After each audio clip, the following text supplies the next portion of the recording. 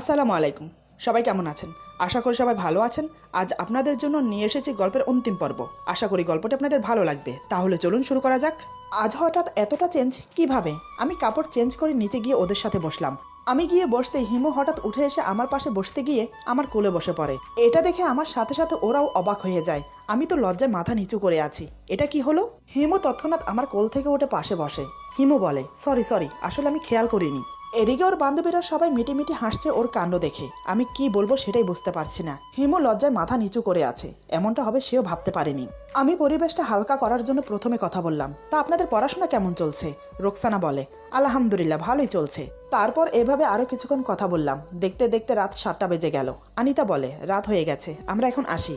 হিমু বলার আগে আমি বললাম, রাত হয়েছে তাতে কি হয়েছে, আজ বরং আপনারা এখানে থেকে যান। রোকসানা বলে, না ভাইয়া, এমনিতে অনেক রাত হয়ে গেছে, মা বাবা চিন্তা করবে, অন্য একদিন না হয় এসে থাকবো। আমি বললাম, জোর করবো না, চলুন আপনাদেরকে পৌঁছে দিয়ে আসি। দিয়া বলে, সত্যি ভাইয়া আপনি দিয়ে আসবেন? তাহলে তো ভালোই হয়।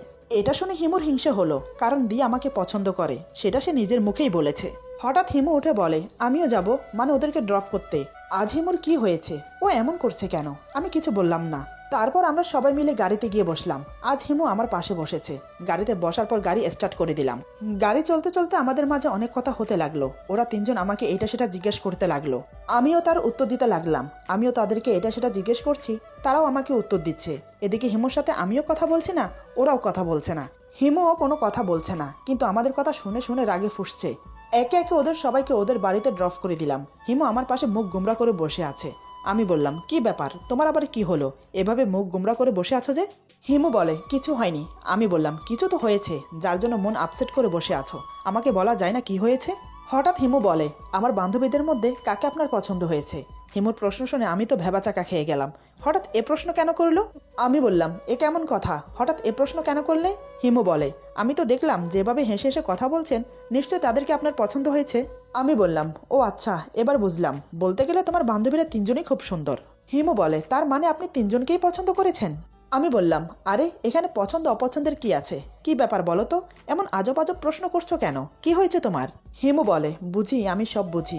আমি বললাম, জানি না আজ তোমার কি হয়েছে, সন্ধ্যার পর বাসায় আসার পর থেকে তোমার আচরণে পরিবর্তন এসেছে, কেন এমন করছো সেটাই বুঝতে পারছি না। হিমু বলে, আপনাকে বুঝতে হবে না। তারপর আর কোনো কথা বলে না। এক সময় আমরা বাসায় চলে আসলাম। রুমে এসে বসে আছি। আসার পর থেকে মাকে দেখলাম না। হিমুকে বললাম, মা কোথায় গেছে? হিমু বলে, মা মামার বাসায় গেছে। এই বলে আবার চুপ হয়ে গেল। রাতে টেবিলে খাবার দেওয়া হলো। বাবা খেতে বসেছে। হিমুকে বলে, বৌমা তুমিও বসে পড়ো। হিমু বলে, না বাবা, আমি পরে খাবো, আপনি তাড়াতাড়ি খেয়ে নিন, আপনার আবার মেডিসিন খেতে হবে, এমনি অনেক দেরি হয়ে গেছে। তারপর বাবাকে খাইয়ে মেডিসিন দিয়ে দিল। মেডিসিন খেয়ে বাবা চলে গেল রুমে। হিমু রুমে আসে আমাকে ডাকতে। হিমু বলে, আপনি খাবেন না? আমি বললাম, তুমি খেয়েছো? হিমু বলে, না। আমি বললাম, কেন? হিমু বলে, আপনার জন্য ওয়েট করছি। আমি চোখ ছোট করে ওর দিকে তাকিয়ে বললাম, আমার জন্য? কিন্তু কেন? এতদিন তো তুমি আমাকে ছেড়ে খেয়ে এসেছো মা বাবার সাথে, আমার সাথে খেলে তোমার সমস্যা হবে, তুমি বরং খেয়ে নাও, আমি পরে খাবো। আমার কথা শুনে হিমু নিচের দিকে তাকিয়ে দাঁড়িয়ে আছে, কিছু বলছে না। আজ তার কথা তাকেই বলেছি।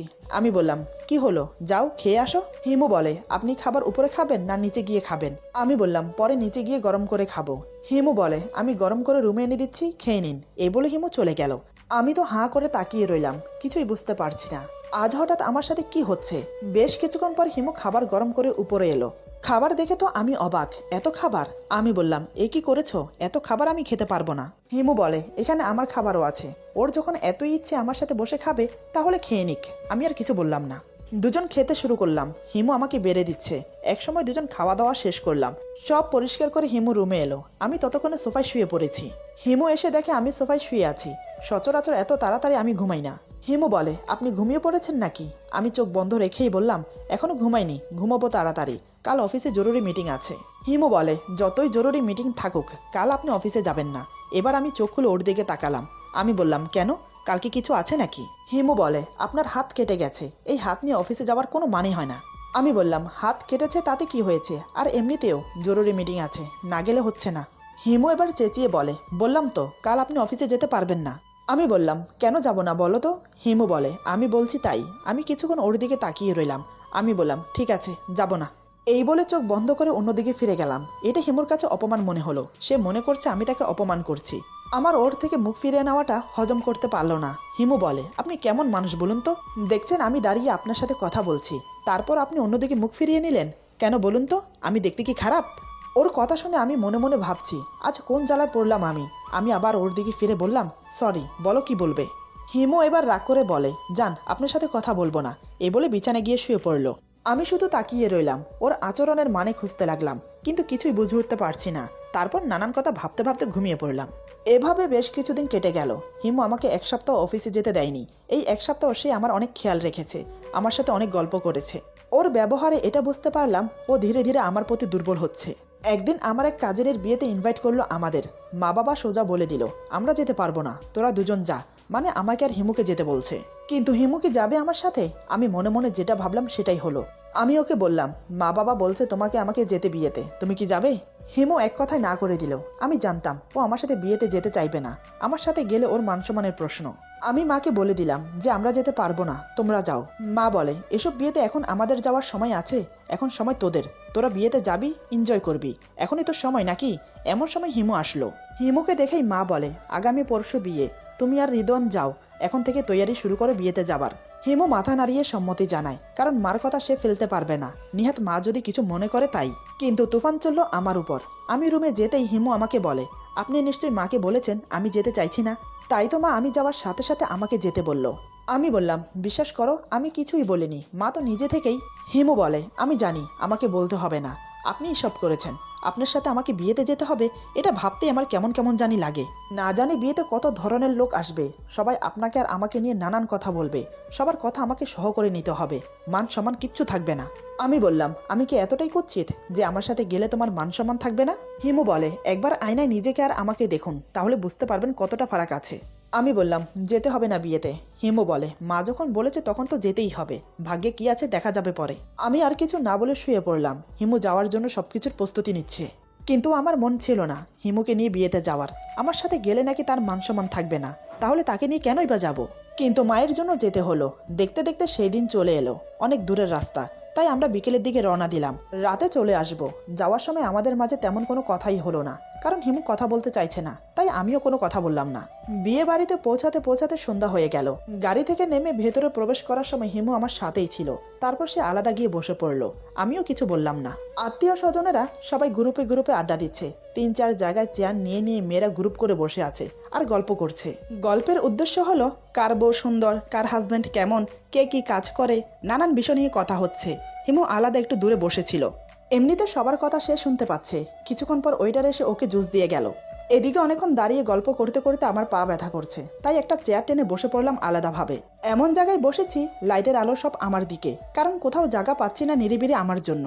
এখানে একটু জায়গা আছে, আশেপাশে কেউ নেই, তাই বসে পড়লাম। এবার সবার চোখ আমার দিকে। অনেকে অনেক রকমের কথা বলছে আমাকে দেখে। কেউ বলছে হ্যান্ডসাম, আবার কেউ বা বলছে কালো, আবার কেউ বা বলছে চেহারায় খুব মায়া আছে। নানান লোক নানান রকমের কথা বলছে। হিমুর কানে সব যাচ্ছে। ওর সামনে বসা 5-6টা মেয়ে আমাকে নিয়ে সমালোচনা করছে। একটা মেয়ে বলে, এই দেখ দেখ ছেলেটাকে। মেয়েটির কথা শুনে সবাই আমার দিকে তাকালো। মেয়েটি বলে, কি হ্যান্ডসাম ছেলেটা, তাই না? অন্য একটি মেয়ে বলে, হ্যাঁ হ্যান্ডসাম তো বটে, কিন্তু কালো। অন্য একটি মেয়ে বলে, আরে তুই অন্ধ নাকি? এদেরকে কালো বলে না, এদেরকে শ্যামলা বলে, কালো বলে আফ্রিকানদের। তোরা যতটা কালো বলছিস ছেলেটাকে, ততটা কালো কিন্তু না, তবে চেহারাটা খুবই মায়াবী। অন্য আরেকটি মেয়ে বলে, দেখেছিস ছেলেটার ফিগার কেমন, দারুণ ফিগার তাই না?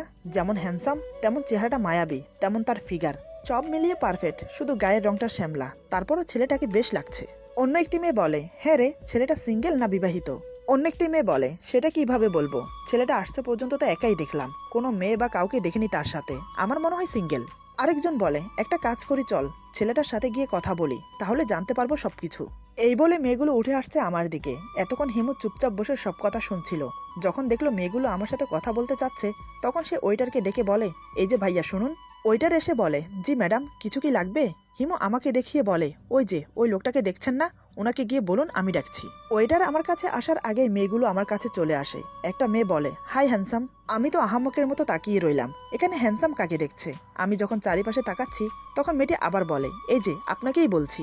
মেয়েটির কথা শুনে আমি দাঁড়িয়ে পড়লাম। আমি কিছু বলতে যাব, তার আগে ওয়েটার এসে আমাকে বলে, স্যার ওই যে ওই ম্যাডাম আপনাকে ডাকছে। ওয়েটারের কথা মতো আমি হিমুর দিকে তাকালাম। দেখি হিমু রাগিত দৃষ্টি নিয়ে আমার দিকে তাকিয়ে আছে। আমি মেয়েগুলোকে বললাম, এক্সকিউজ মি, এই বলে সাইড কাটিয়ে হাতে জুস নিয়ে চলে এলাম। মেয়েগুলো আমার চলে যাওয়ার দিকে তাকিয়ে রইল।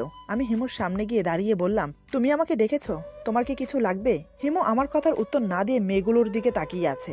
মেয়েগুলো হিমুর দিকে তাকিয়ে আছে। হঠাৎ হিমু মেয়েগুলোকে দেখিয়ে আমার হাতে থাকা জুসটা নিয়ে খেতে লাগলো। আমি তো অবাক, কারণ এই জুসটা আমার এঁঠো করা, মানে আমি এই জুসের অর্ধেক খেয়েছি। আমি বললাম, আরে কি করছো? ওটা তো আমার। ততক্ষণে হিমু চুমুক দেওয়া শুরু করে দিয়েছে। আমি তো আশ্চর্য হয়ে তাকিয়ে আছি। পরে যদি জানতে পারে এটা আমার এঁঠো ছিল, তখন না জানি কি করবে। মেয়েগুলো অবাক হয়ে তাকিয়ে আছে। আমি তখনও দাঁড়িয়ে আছি হিমুর দিকে তাকিয়ে। আমাকে দাঁড়িয়ে থাকতে দেখে হিমু বলে, কি ব্যাপার, আপনি এভাবে দাঁড়িয়ে আছেন কেন? বসুন। আমি কিছু না বলে চুপচাপ বসে পড়লাম। মেয়েগুলো তখনও সেখানে দাঁড়িয়ে আমার দিকেই তাকিয়ে আছে। এটা যেন হিমুর সহ হচ্ছে না। হিমু বুঝতে পারলো এখানে যতক্ষণ থাকবে ততক্ষণ মেয়েগুলো আমাকে ঘুরবে। তার চেয়ে ভালো কোনো একটা অজুহাত দিয়ে এখান থেকে চলে যাওয়া। কিভাবে যাবে, কি বলবে সেটাই বুঝতে পারছে না। হঠাৎ ওর মাথায় একটা কুবুদ্ধি এলো। আমাকে এবং মেয়েগুলোকে অবাক করে দিয়ে হিমু উঠে দাঁড়াতে গিয়ে পড়ে গেল মাটিতে। আমি দেখে তৎক্ষণাৎ ওকে হাত বাড়িয়ে দিলাম। হিমু আমার হাত ধরে উঠতে চেষ্টা করলো, কিন্তু পারলো না। সে বলে, পাটা মনে হয় মচকে গেছে, এখন আমি উঠবো কিভাবে? আমি বললাম, তাহলে এখন কি করা যায়? হিমু বলে, আমার এখানে থাকতে ইচ্ছে করছে না, বাসায় যাব, আমাকে কোলে করে গাড়িতে নিয়ে চলুন। ওর কথা শুনে আমি চোখ বড় বড় করে ওর দিকে তাকিয়ে বললাম, কি, আমি কোলে করে নিয়ে যাব? হিমু এবার চেঁচিয়ে বলে, আপনি আমার কে হন? আমি বললাম, ইয়ে মানে। হিমু বলে, কি ইয়ে মানে করছেন? আচ্ছা ওটা বাদ দিন, আমি আপনার কি হই? আমি বললাম, আমার স্ত্রী। হিমু বলে, গলায় জোর নেই? জোরে বলতে পারেন না? এবার আমি একটু জোরেই বললাম, এখানে জোরে বলার কি আছে, তুমি আমার স্ত্রী। হিমু বলে, তাহলে আমাকে কোলে করে গাড়িতে নিয়ে যান, আমার পায়ে ব্যথা করছে, তাড়াতাড়ি উঠান আমাকে। আমি ওকে কোলে তুলে নিলাম। হিমু আমার গলা জড়িয়ে ধরেছে। এদিকে হিমুকে নিয়ে যেতেই মেয়েরা সমালোচনা করছে। তারা সবাই অবাক হয়ে তাকিয়ে রইল। আসলে মেয়েরা স্বামীর ভাগ কাউকে দিতে চায় না, স্বামী যেমন কুচিত হোক না কেন। আমি হিমুকে নিয়ে গাড়ির সামনে যেতেই হিমু বলে, আমাকে নিচে নামান। আমি বললাম, তোমার পায়ে না ব্যথা? হিমু বলে, এত কথা বলছেন কেন? বলছি নিচে নামাতে। আমি ওকে নামিয়ে দিয়ে বললাম, আস্তে, আমাকে ধরে দাঁড়াও, নয়তো আবার পড়ে যাবে। হিমু বলে, আমি কি ছোট বাচ্চা নাকি যে পড়ে যাব? এ বলে সোজা হয়ে দাঁড়িয়ে শাড়ি ঠিক করতে লাগলো। তারপর আমাকে অবাক করে দিয়ে গাড়ির দরজা খুলে সামনে বসে পড়লো। কি সুন্দরভাবে হেঁটে গিয়ে বসে পড়লো গাড়িতে।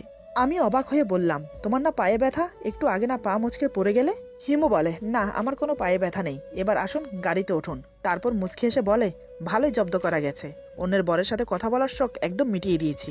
আমি জায়গাতেই বোকা বনে গেলাম, সেখানে দাঁড়িয়ে ওর দিকে তাকিয়ে রইলাম। হিমু বলে, অমন করে তাকিয়ে কি দেখছেন, আসুন গাড়িতে বসুন। আমি আর কিছু না বলে গাড়িতে গিয়ে বসলাম। ব্যাপারটা কি হলো কিছুই জানি না। গাড়িতে বসে গাড়ি স্টার্ট করে দিলাম। ধীরে ধীরে গাড়ির গতি বাড়তে লাগলো। প্রায় 15-20 মিনিট গাড়ি চালানোর পর আমি বললাম, একটা কথা বলার ছিল। হিমু বলে, কি কথা বলুন। আমি বললাম, তুমি আমার হাত থেকে যে জুসটা খেয়েছো সেটা আমার এঁঠো ছিল, মানে আমি তার থেকে অর্ধেক খেয়েছি। দেখো, আমি তোমাকে বলতে চেয়েছিলাম, কিন্তু তার আগেই তুমি খেয়ে ফেললে। হঠাৎ কেন এমন করলে সেটাই বুঝতে পারলাম না। আমি জানি আমার স্পর্শ তোমার ঘৃণা লাগে। এখন আমার এঁঠো খেয়ে নিশ্চয়ই তোমার খারাপ লাগছে, নিশ্চয়ই তোমার বমি আসছে। কোনো সমস্যা নেই, আমি গাড়ি থামাচ্ছি, বমি করে নাও, পারলে আমাকে ক্ষমা করে দিও। আজ তোমাকে স্পর্শ করেছি, ঘরে গিয়ে ভালো করে গোসল করে নিও। আমার কথা শুনে হিমু নিচের দিকে তাকিয়ে আছে, কোনো কথা বলছে না। আমি আরো কিছু দূর এসে নির্জন একটা জায়গা দেখে গাড়ি থামালাম। গাড়ি থেকে নেমে ওর পাশের দরজা খুলে দিলাম। আমি বললাম, এখানে নেমে পড়ো, কেউ কোথাও নেই, সমস্যা হবে না। আমি গাড়ির ডিকি থেকে পানি বের করছি। এই বলে আমি পানি নিয়ে আসলাম গাড়ির ডিকি থেকে। এসে দেখি হিমু তখনও বসে আছে। আমি বললাম, কি হলো, নামো, এই নাও পানি। এই বলে পানির বটল এগিয়ে দিলাম। এবার হিমু আমার দিকে তাকালো চোখ তুলে। ওর চোখ দেখে তো আমি ভয় পেয়ে গেলাম। চোখ দুটো লাল হয়ে গেছে কান্না করতে করতে। কখন থেকে কান্না করছে কে জানে, পাশে বসে থাকা সত্ত্বেও একটুও টের পেলাম না। আমি বললাম, এই তুমি কান্না করছো কেন? প্লিজ কান্না বন্ধ করো, দেখো আমি জেনে বুঝে কিচ্ছু করিনি, সরি। আমাকে অবাক করে দিয়ে হিমু আমার বুকে মাথা ঠেকিয়ে আমার টি শার্ট খামচে ধরে জোরে কান্না করে দেয়। আমি পাথর হয়ে গেলাম ওর কান্না দেখে। কেন কান্না করছে সেটাই বুঝতে পারছি না। আমি একটু সাহস নিয়ে ওর মাথায় হাত রাখলাম। আমি বললাম, হিমু কি হয়েছে, তুমি কান্না করছো কেন? আমি কি কোনো অন্যায় করেছি? প্লিজ কান্না বন্ধ করে একটু কথা বলো, বলো তোমার কি হয়েছে। হিমু কান্না করতে করতে বলে, আই এম সরি, আমার ভুল হয়েছে, আমাকে ক্ষমা করে দিন। আমি বললাম, আরে কি হয়েছে, কিসের জন্য ক্ষমা চাইছো সেটা তো বলবে। আমার জানা মতে তুমি তো কোনো অন্যায় করোনি, তাহলে? হিমু সোজা হয়ে বসে চোখের পানি মুছতে মুছতে বলে, আমি আসলে ও হিসকির জন্য কথাই বলতে পারছে না। আমি বললাম, এখন আর কিছু বলতে হবে না, পরে সব শুনবো, এখন শান্ত হয়ে বসো, কান্না বন্ধ করো। হঠাৎ আমার কিছু একটা মনে আসতেই আমি বললাম, এই তোমার খিদে পাইনি তো, নাকি খিদে পেয়েছে বলে কান্না করছো? হিমু আমার দিকে তাকিয়ে আছে আমার কথা শুনে। আমি চারিপাশে দেখতে লাগলাম কোথাও কোনো রেস্তোরাঁ আছে কিনা। না, রেস্তোরাঁ তো দূরের কথা, আশেপাশে কোনো ঘরবাড়িও নেই। একদম নিঝুম নির্জন জায়গা, আশেপাশে সারি সারি বড় বড় গাছ দাঁড়িয়ে আছে। আমি বললাম একটু মুখ হাত ধুয়ে ফ্রেশ হয়ে গাড়িতে বসো, দেখি সামনে কোনো রেস্তোরাঁ পাওয়া যায় কিনা। আমার কথা মতো সে মুখ হাত ধুয়ে গাড়িতে বসে। আমিও গাড়িতে বসে গাড়ি স্টার্ট করে দিলাম। হিমু আমার দিকে তাকিয়ে মনে মনে বলে, গাধা একটা, আমি কি বলতে চাই সেটাও বুঝতে পারে না। বলে কিনা আমার নাকি খিদে লেগেছে, তাই কান্না করছি। কিছু দূর আসতে ছোট মোটো একটা রেস্টুরেন্ট মিলে গেল। আমি বললাম, এই তো এখানে ছোট একটা রেস্টুরেন্ট আছে, চলো কিছু খেয়ে নাও। হিমু বলে, আমি যাব না। আমি বললাম, খিদে পাইনি তোমার? হিমু বলে, পেয়েছে, তবে আমি রেস্টুরেন্টে যাব না। আমি বললাম, বুঝেছি, নিয়ে আসছি আমি তাহলে, কিন্তু কি খাবে সেটা তো বলবে। হিমু বলে, আপনি যা খাবেন আমিও তাই খাবো। আমি আর কথা না বাড়িয়ে চলে গেলাম খাবার আনতে। কিছুক্ষণ পর গরম গরম পরোটা, সাথে ভুনো গরুর মাংস, দুজনের জন্য 3টে করে 6টা ডিমের আমলেট, পানির বোতল আর 2টো কোকাকোলা নিয়ে আসলাম। আমার হাতে এত খাবার দেখে হিমু বলে, ওরে বাপরে, এত খাবার, এতগুলো আনার কি প্রয়োজন ছিল?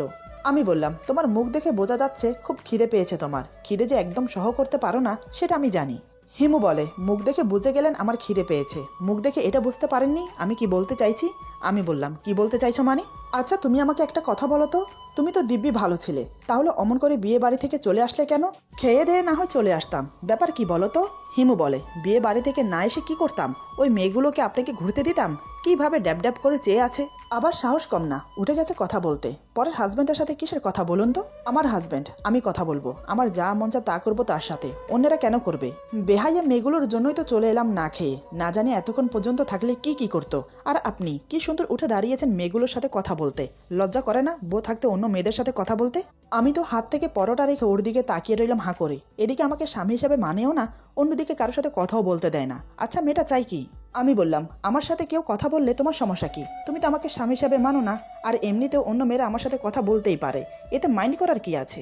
এবার হিমু আমার কথায় খুব রেগে যায়। ওর হাতে থাকা পরোটার টুকরো আমার মুখে গুজি দিয়ে বলে, একদম মেরে ফেলবো নেক্সট টাইম কোনো মেয়ের সাথে কথা বললে। আমি তো পরোটার টুকরো মুখে নিয়ে হাঁ করে আছি, ও হঠাৎ এমন রিয়াক্ট করছে কেন? এদিকে হিমু রাগ করে আর খাবার খাচ্ছে না, সে কান্না করছে।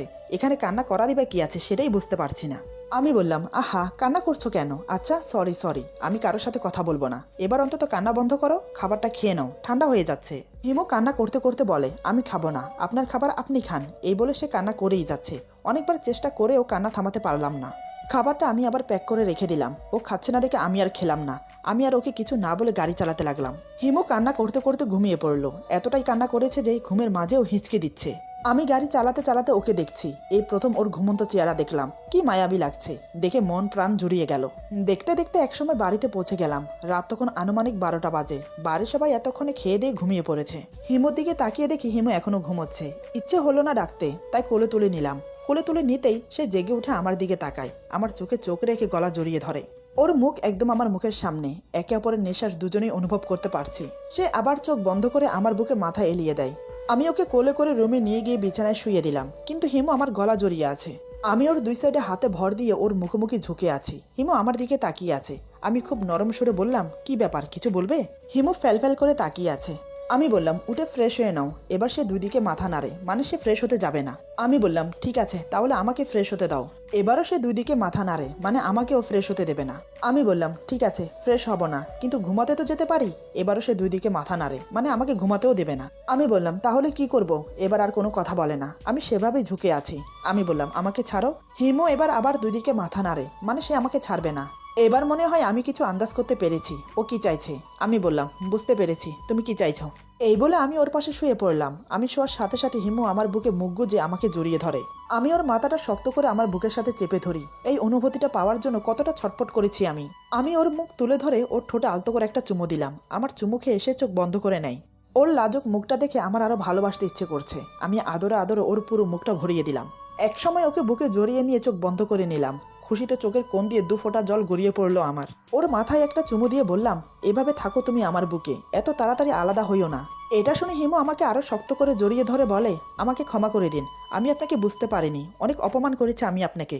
আমি বললাম, থাক না সেসব কথা, তোমাকে পেয়েছি সেটাই অনেক, আর কিছু চাই না। সারা জীবন এভাবে থাকো আমার কাছে, ভালোবেসে ভালোবাসা দিয়ে। পূর্ণতা পেল আমাদের ভালোবাসা। আজকের গল্প এখানে সমাপ্ত। আশা করি গল্পটি আপনাদের ভালো লাগবে। যদি ভালো লাগে তাহলে লাইক, কমেন্ট, সাবস্ক্রাইব করে আমাদের পাশে থাকুন। পাশে থাকা বেল আইকন প্রেস করে দেবেন, তাহলে আমাদের নিত্য নতুন ভিডিও আপনাদের কাছে পৌঁছে যাবে। বন্ধুদের সাথে বেশি বেশি করে শেয়ার করবেন। সবাই ভালো থাকবেন, সুস্থ থাকবেন। আল্লাহ হাফেজ।